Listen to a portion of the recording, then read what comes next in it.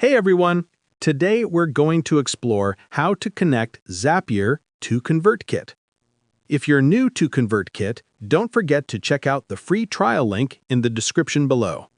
For those already set up, just log in and follow along.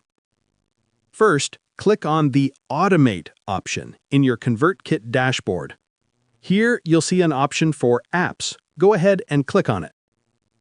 Next, scroll down a bit until you find the Zapier app and click Install.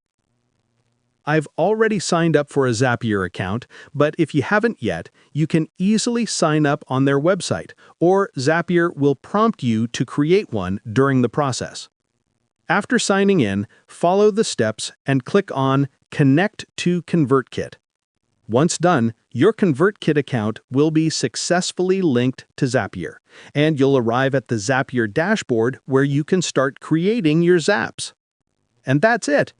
You've now connected Zapier to ConvertKit successfully. I hope this tutorial helps you get started smoothly. Thanks for watching.